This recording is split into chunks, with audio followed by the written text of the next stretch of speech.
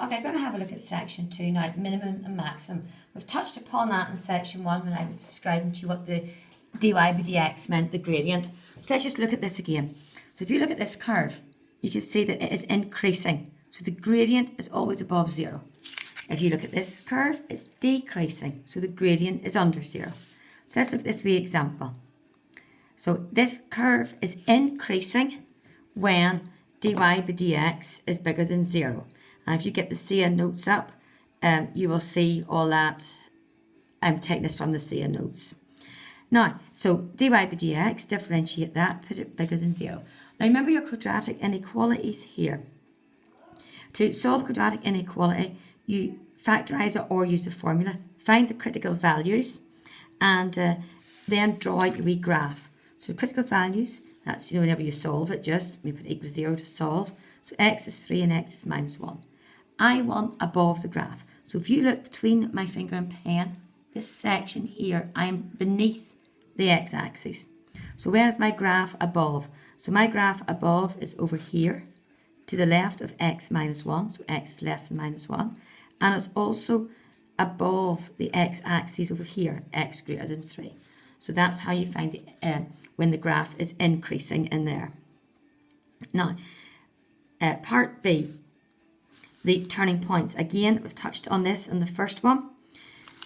First section, up, up, up, up, up, stop, turn, come down. So this is your turning point. At the turning point, the gradient is flat, so the gradient is 0. Minimum turning point, go down, stop and turn. So the gradient is 0 at the turning point. Now, to find, see this is a maximum turning point, so I'm going up to a maximum, then down. To prove it's a maximum, you do what we call the second derivative. So when you differentiate again, and if you differentiate again, and if it is under 0, it's a maximum. And if the second derivative is above 0, it's a minimum. You'll see that through the example. So example 2 from the notes is find the stationary points of this curve. So stationary points or turning points are the same thing. So turning points is when dy by dx equals 0. So you've got to do dy by dx first. Put it equal to 0, quadratic, so everything on one side. Factorise or use the formula, get your 2x values. Now, remember you're looking for coordinates. When you get your x's, make sure you sub in to get your y's. So when x is 0, put it into there, and y is 1. When x is 2, put it into there, and it gets you y is minus 3. So you've got your points. Now you must find the derivative, the nature. To find the nature, you differentiate again. So there's my first derivative. If I differentiate again, and you write it as d2y over dx squared. So differentiating again, you get 6x minus 6. So over here, when x is 0, and you sub it in, you get minus 6, which is under 0. So the second derivative is under 0, so it's a maximum turning point. Over here, when x is 2, you put in the second derivative. Your x value goes in here. So 6 times 2 is 12, take away 6 is 6, which is bigger than 0. Second derivative bigger than 0 means it is a minimum turning point. So wrong way round to what you would think, but that's all you have to do there. So just to recap that page before we go on to the next one. Increasing, decreasing functions. It's increasing when the gradient is bigger than 0 and decreasing when the gradient is less than 0. So the first example was saying when it was increasing.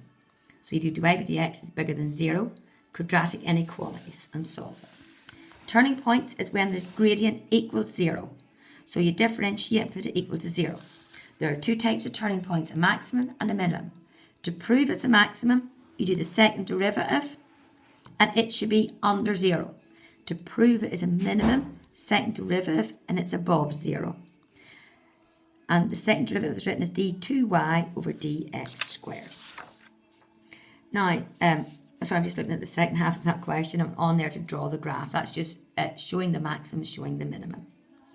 Now, part C of this is sketching the graph of a derivative.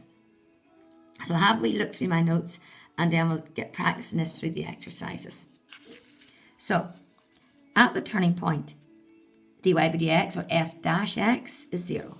So it crosses the x-axis. An increasing graph, the derivative is bigger than 0, so the gradient graph is above the x-axis.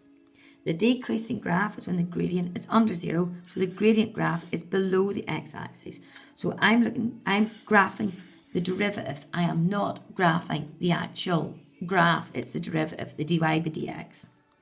So it's quite tricky, this. So I'll try and do it through the colours. If you look at this original graph, and this is the derivative graph, this is the dy by dx graph. So my original graph, the gradient is positive, and then it stops. So this is the green. It is increasing, so this bit is above, the gradient is increasing, so this bit is above the x-axis in the gradient graph. We then stop. Stop is when we turn. You turn when the dy by dx equals 0, so that is this point here. This wee section in here, I am decreasing. So the gradient is going to be negative, so we're down here. That's the black bit. And if you look at this green bit, we're increasing again. So here's your gradient increasing. It stops again up here, so it must cross the axis. So if it's increasing here and it stops here and it is above the axis, it must be that shape. This section here is negative, so it's beneath the axis. If you don't get this, don't worry too much about it because it is new onto the course, and I'd be very surprised if they actually test that. But have a look over that. Have a look over the official notes and see what you can come up with. But I wouldn't stress, it's never been tested before.